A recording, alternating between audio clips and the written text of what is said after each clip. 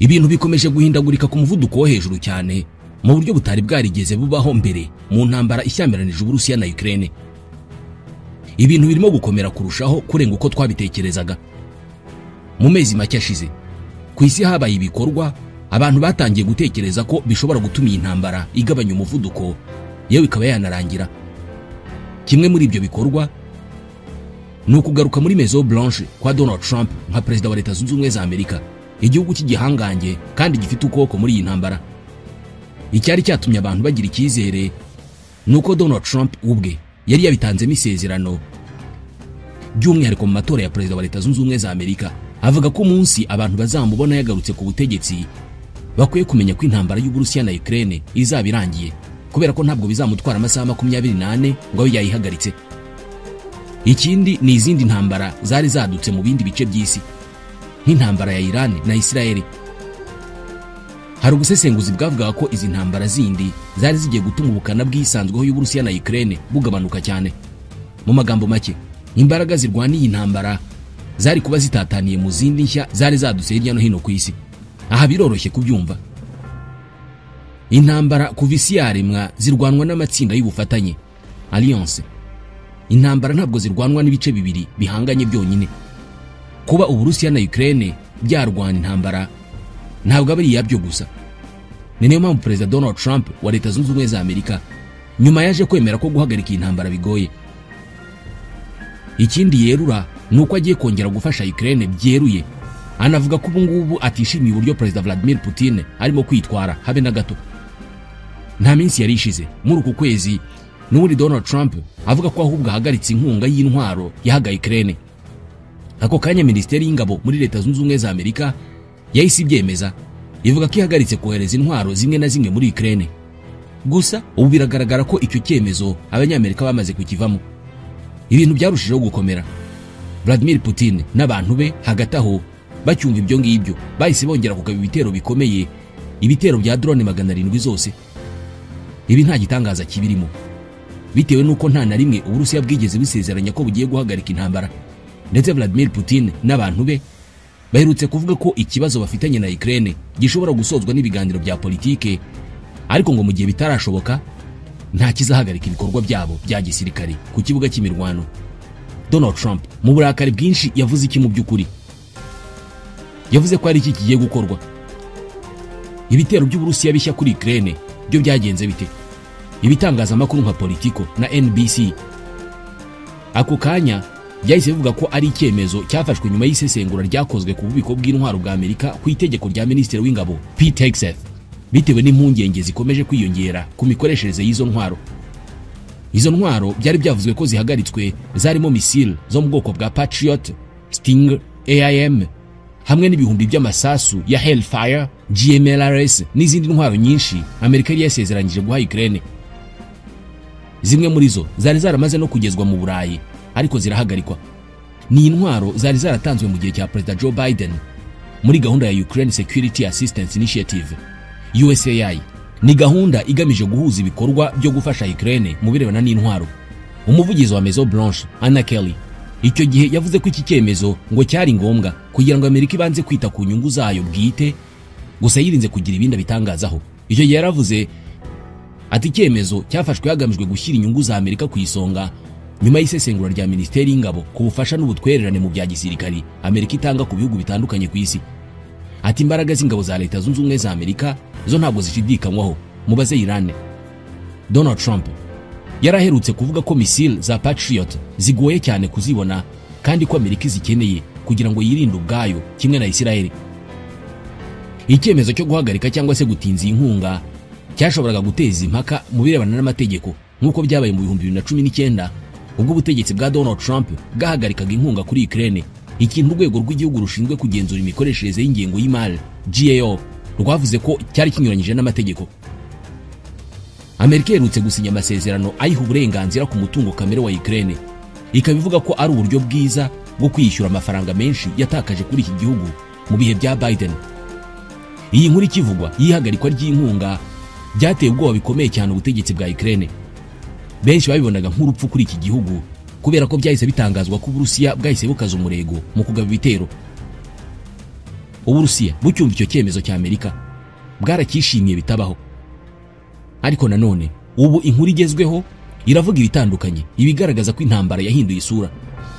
Perezida wa Leta Zunze Ubumwe za Amerika Donald Trump kuwa kabiri w'iki cyumweru yavuze ko igihugu cye kizakomeza kohereza intwaro muri Ukraine, nubwo Minisiteri y'Ingabo yari iherutse guhagarika zimwe mu ngendo z'izo ntwaro mu cyumweru gishize.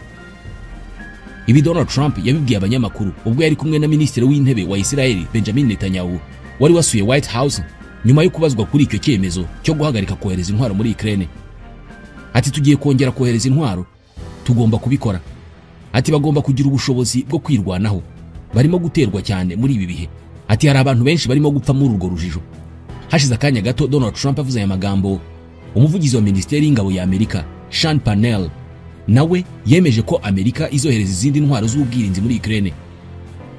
Yongeraho kwisesengura ry'uburyo intwaro zoherezwa mu bindi bihugu kandi ko rifitanye isano n'ingamba nshya z'ubwirinzi za Amerika zihurizwa mu cyemezo cya America First. Murayibuka, iyi ni ya politiki ya Donald Trump yo gushyira inyungu za Leta Zunze Ubumwe za Amerika imbere y'izindi zose. Minisitiri w'Ingabo Pete Hegseth niwe wategetse ko izi ngendo z'intwaro zihagarikwa by'agateganyo mu cyumweru gishize. Avuga ko hari impungenge z'uko ububiko bw'intwaro bwa Amerika burimo kugabanuka cyane. Kuri uyu wa gatatu nabwo Perezida Donald Trump yemeye ko gushakira umuti intambara ya Ukraine n'Uburusiya bimaze kugaragara ko bigoye kurusha uko yari abyiteze. Yanavuze ko atemeranya n'uburyo mugenzi we w'Uburusiya Vladimir Putin ashishikajwe no guhagarikamo iyi ntambara. Kuva yagera ku butegetsi mu kwezi kwa mbere, Donald Trump yagiye yizeza kenshi ko azarangiza vuba iki kibazo hagati ya Moscow na Kiev. Gusa uko igihe kigenda gitambuka, Donald Trump agenda yemera buhoro buhoro ko ibyo yise ko bizakemuka mu masaha 24 bishobora gutinda kurushaho. Mu kiganiro n'abanyamakuru kuwa kabiri, Donald Trump yavuze ko atishimiye Putin habe na gato. Yongeraho atarimo kwica abantu benshi, harimo n'abasirikare b'Abarusiya n'abanya-Ukraine. Yavuze ko abagera ku 7,000 bicwa buri cyumweru muri uru rugamba. Abajijwe n'umunyamakuru niba afite icyo agiye gukora kuri ibyo, Donald Trump yarasubije ati ntacyo nabibabwiraho. Avuga ko icyo agiye gukora kigomba kuzaba gitunguranye. Donald Trump yatanze urugero rwerekeye ku byo Amerika iherutse gukora vuba kuri Iran. Avuga ko ari urugero rw'uburyo bwe bushingiye ku kutamenyekanisha ingamba ze. Trump yemeye ko urugendo rwe rwo gushaka umuti ku kibazo cya Ukraine rwarushijeho kugorana. Yongeraho ko Washington cyangwa se Leta Zunze Ubumwe za Amerika zahaye Ukraine ibikoresho bya gisirikare byiza kurusha ibindi byose byigeze gukorwa. Donald Trump avuga ko Uburusiya bwari gutsinda Ukraine mu minsi 3 cyangwa 4 yonyine iyo bitaba intwaro zoherejwe na Leta Zunze Ubumwe za Amerika. Gusa agaragaza ko Amerika yatanze intwaro nyinshi kurusha uko bikwiye ku gihe cya Perezida Joe Biden ndetse kurusha n'Uburayi. Abajijwe ku bijyanye n'umushinga w'itegeko wateguwe n'umusenateri w'umurepublika Lindsey Graham risaba ibihano bishya bikomeye ku Burusiya, Donald Trump yavuze ko akirimo kugenzura iby'ibyo bitekerezo. Aya magambo ariko ntahagarika ibitero by'Uburusiya kuri Ukraine, ndetse Perezida Volodymyr Zelensky wa Ukraine kuri uyu wa gatatu yavuze ko Uburusiya bwagabye ku mijyi itandukanye y'igihugu cye igitero cya drone 728 na misile 13 z'ubwoko butandukanye. Uyu mukuru w'igihugu yavuze ko Uburusiya bwari bugambiriye kurasa ahantu 741 kandi ko amasasu menshi yari kuhagwa yapfubirijwe mu kirere. Yemeje ko hibasiwe cyane ari mu karere ka Lutsk kandi ko mu tundi duce nka Dnipro, Zitomir, Kiev, Kirovgrad, Sumy, Kharkiv, Chernihiv ndetse n'ahitwa Mykolaiv naho ngo hararashwe. Zelensky yibukije ko Ukraine igabwe icyo gitero mu gihe hari gahunda zitandukanye zigamije gufasha iki gihugu kubona amahoro, bigashimangira ko Uburusiya bushaka intambara gusa. Ati iki ni igitero kivugira kije mu gihe imbaraga nyinshi zirimo gukoreshwa kugira ngo amahoro agerweho, habeho guhagarika imirwano, ariko Uburusiya bwonyine bukomeje gutesha agaciro izo ngamba zose. Uburusiya bwagabye icyo gitero nyuma y'umunsi umwe Perezida Donald Trump wa Leta Zunze Ubumwe za Amerika avuze ko igihugu cye kizakomeza guha Ukraine intwaro nubwo cyari giherutse kuzihagarika. Icyemezo cya Donald Trump kigaragaza ko ashobora kuba atakizera Vladimir Putin w'Uburusiya nyuma y'amezi 5 agerageza kumusaba guhagarika ibitero ingabo ze zigaba kuri Ukraine kugira ngo ibiganiro bya politike bibe mu mwuka mwiza.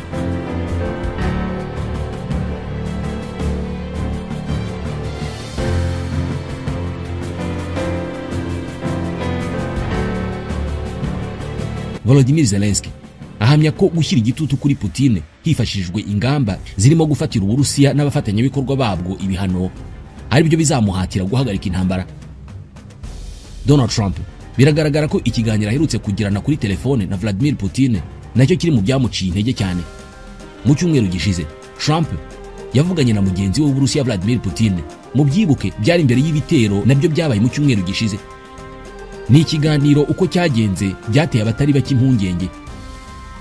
Donald Trump yakivuyemo yitotomba avuga ko ibyo yumvise bidatanga ihumure kandi ngo yaratengushywe cyane. Donald Trump icyo gihe yaragize ati ntengushywe cyane n'ikiganiro nagiranye na Perezida Putin kubera ko ntabwo ntekereza ko aho dushaka ko agera ari ahagera. Ndatengushywe cyane. Ariko kuwa kane Donald Trump yari yavuze ko adatekereza ko Putin yenda guhagarika imirwano. Yongeraho ati kandi ni ibintu bibi cyane. Nubwo bimeze bityo ariko umuvugizi w'ibiro bya Perezida w'Uburusiya Dmitry Peskov yari yavuze kuwa gatanu w'icyumweru gishize ko amahitamo meza yo kugira ngo ibitero by'Uburusiya bihagarare ari uko bigomba kunyura muri politiki na diplomasi. Yongeraho ati mu gihe ibyo bitarashoboka twebwe tuzakomeza operasiyo zidasanzwe za gisirikari. Usibye kuba Perezida Putin yari yaganiriye na Donald Trump mbere y'ibi bitero ku itariki ya 5 y'uku kwezi, yari yanavuganye na Perezida w'Ubufaransa Emmanuel Macron. Emmanuel Macron yavuze ko ikiganiro aheruka kugirana na mugenzi we w'Uburusiya Vladimir Putin ku nshuro ya mbere mu gihe cy'imyaka hafi 3 yari ishize ngo kibanze cyane ku kibazo cy'izamuka ry'ibikoresho by'ingufu za nucleaire, cyane cyane nyuma y'ibitero byakozwe na Israel na Leta Zunze Ubumwe za Amerika bikangiza ibikorwa remezo bya Iran. Mu kiganiro Emmanuel Macron yagiranye na BFM TV kuwa gatanu yabwiye abanyamakuru ko icyo kiganiro kibanze ku mishinga y'inganda z'ingufu za nucleaire za Iran ndetse n'akamaro ko gukomeza kubahiriza amasezerano yo kwirinda ikwirakwizwa ry'izo ntwaro za nucleaire. Ati namuhamagaye nshaka ko tuganira ku kibazo cya Iran n'akamaro ko kurinda ayo masezerano. Byari ingenzi kugera ku bwumvikane kubera ko n'Ubufaransa bufite inshingano mu kubungabunga umutekano mu karere. Emmanuel Macron yavuze ko ibyo biganiro byari ingenzi cyane ku gihugu cye, yibutsa ko Ubufaransa n'Uburusiya ari ibihugu bifite umwanya uhoraho mu kanama ka Loni gashinzwe umutekano, bikagira inshingano zihariye zijyanye n'amasezerano yo guhagarika ikwirakwira ry'intwaro za nucleaire. Ibi biganiro byabaye nyuma y'ibitero by'ingabo za Leta Zunze Ubumwe za Amerika na Israel ku nganda z'ingufu za nucleaire n'izindi nganda z'ingenzi muri Iran. Ibyatumye Iran ihagarika ubufatanye bwayo n'ishami ry'umuryango w'abibumbye rishinzwe ubugenzuzi bw'ingufu za nucleaire, ishinjira ishami kunanirwa kwamagana ibyo bitero ndetse no gukorana n'abanzi b'igihugu. Ibiro bya Perezida w'Uburusiya Kremlin byavuze ko Perezida Putin na Emmanuel Macron bemeranyije ko Iran ifite uburenganzira bwo kugira inganda z'ingufu za nucleaire zikoreshwa mu buryo bw'amahoro, ariko ngo igomba no kubahiriza inshingano zayo nk'uko biteganywa n'amasezerano ya NPT yayandi yo kubuza ikwirakwira ry'ingufu za nucleaire. Kubirebana n'intambara yo muri Ukraine, Emmanuel Macron yavuze ko nta ntambwe yabashije guterwa mu biganiro bye na Putin. Abihuza n'ibyatangajwe na Perezida Donald Trump nyuma y'uko nawe aganire na Perezida Putin kuri telefoni. Ubu bushake bwa Emmanuel Macron bwo kongera kuganira n'Uburusiya bwaje mu gihe yatangiye kugaragaza impinduka mu myumvire ye ku ntambara, aho mbere yifuzaga ko ingabo z'Abafaransa na OTAN zakoherezwa muri Ukraine, ariko ubu ngubu avuga ko hakenewe ibiganiro byagutse ku mutekano w'akarere bishobora no kwitabirwa n'Uburusiya nk'igice cy'inzira y'amahoro. Birakomeye. Nubwo Donald Trump yemeye ko agiye gukomeza gufasha Ukraine, hari n'ibindi bihugu nabyo bikomeje kugaragaza ko bigomba kuba hafi y'Uburusiya. Ubushinwa ubu nibwo buherutse kugarukwaho. Mu ntangiriro z'iki cyumweru nibwo imitwe myinshi y'inkuru zivuga kuri iyi ngingo zagize zita Ubushinwa ntabwo bwakwemera gutsindwa kw'Abarusiya mu ntambara barimo na Ukraine. Izi nkuru zasohotse ku bwinshi. Aya makuru yavuye kuri Minisitiri w'Ububanyi n'Amahanga w'Ubushinwa Wang Yi, umwe mu badiplomate b'umuryango w'ubumwe bw'Uburayi. Ati Ubushinwa ntabwo buzemera ko Uburusiya butsindwa mu ntambara burimo na Ukraine, kubera ko byatuma Leta Zunze Ubumwe za Amerika zongera kubona umwanya wo kubangamira Ubushinwa. Ibi ndetse byakuruye amahane kubera ko abanyaburayi bavuga ko iyi mvugo y'Ubushinwa isa n'ivuguruza uruhande Ubushinwa buvuga ko buhagazeho muri iyi ntambara, kubera ko bwakunze kuvuga ko ntaho bubagamiye. Aya magambo y'Ubushinwa atavugwaho rumwe byemezwa ko bwayavugiye mu nama yamaze amasaha 4 ibera mu Bubiligi irimo ushinzwe ububanyi n'amahanga mu muryango w'ubumwe bw'Uburayi Kaja Kallas. Ni inama yabaye kuwa gatatu w'icyumweru gishize, ariko ibyavugiwemo bisohoka mu ntangiriro z'iki cyumweru turimo. ni inama bavugiyemo byinshi birimo ibyaha byifashishije ikoranabuhanga, ubucuruzi, ikibazo cya Taiwan ndetse n'ikibazo cy'uburasirazuba bwo hagati. Abari muri iyo nama yakozwe mu muhezo bavuga ko kuba minisitiri w'ububanyi n'amahanga w'Ubushinwa abona intambara yo muri Ukraine nk'igisubizo ku kuba Amerika itabangamira Ubushinwa, ngo byumvikanisha ko Ubushinwa noneho bufite inyungu nyinshi muri iyi ntambara ndetse buyifitemo uruhare rukomeye, ibintu byaba binyuranyije n'uruhande rwabwo ruzwi cyane rwo kutagira aho bubogamira. Kuwa gatanu w'icyumweru gishize, umuvugizi wa minisiteri y'ububanyi n'amahanga y'Ubushinwa Mao Ning yari yabwiye ikinyamakuru The South China Morning Post ko Ubushinwa bugihagaze ku ruhande bwafashe mbere muri iyi myaka 3 ishize yo kutagira aho bubogamira. Ati Ubushinwa ntabwo bubarizwa mu kibazo cya Ukraine.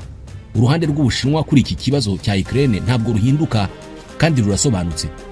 Ni ukuganira, guhagarika imirwano ndetse no guharanira amahoro. Ati iki kibazo cya Ukraine bukomeza gutya nta ucyungukiramo. Umuvugizi wa minisitiri w'ububanyi n'amahanga w'Ubushinwa kandi yanongeyeho ko Ubushinwa bwifuza ko inzira ya politiki ikurikizwa byihuse. Ati twese hamwe nk'umuryango mpuzamahanga tuzakomeza kugira uruhare kugira ngo iki kibazo kirangire. Icyakora nubwo avuga atya, televiziyo y'Abanyamerika CNN yo ivuga ko uruhande Ubushinwa bugaragaza mu ruhame ko ari rwo buriho ngo ari ukuyobya uburari.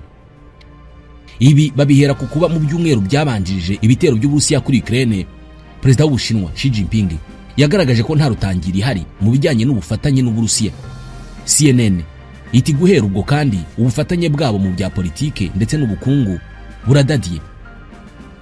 CNN iti Ubushinwa bwitwara nkaho ari umuhuza, ariko murabizi inkuru duherutse gutangaza zigaragaza ko Ubushinwa kubera inyungu zabwo budashaka kwiteranya cyangwa se ngo buhombe umufatanyabikorwa wabwo ukomeye cyane ari Uburusiya. Ubushinwa kandi bushingwa n'Abanyaburayi na Amerika guha inkunga ya gisirikari Uburusiya.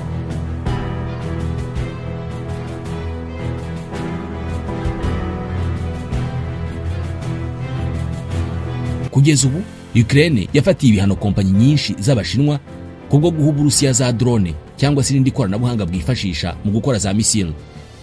Umwuka ntumeze neza habe na gato nyuma y'ibitero by'Uburusiya muri iki cyumweru ndetse n'igishize, by'umwihariko kuwa gatanu i Kiev. Minisitiri w'ububanyi n'amahanga wa Ukraine Andriy Sybiha yashyize ku mbuga nkoranyambaga amafoto avuga ko ari ibisigazwa bya Geran 2, drone y'intambara y'Uburusiya. Indi foto yagaragaje yari iriho igice cya drone avuga ko iyo drone yakorewe mu Bushinwa. Sybiha yongeyeho ko inzu y'umujenerali w'Umushinwa mu gace ka Odessa yangiritse bitewe n'igitero cy'Abarusiya kuri uwo mujyi. Ati nta kigaragaza nk'uburyo Putin akomeje gukomeza intambara akanayizanamo abandi nk'ingabo za Korea ya ruguru, intwaro za Iran ndetse na bimwe mu bikoresho by'Abashinwa.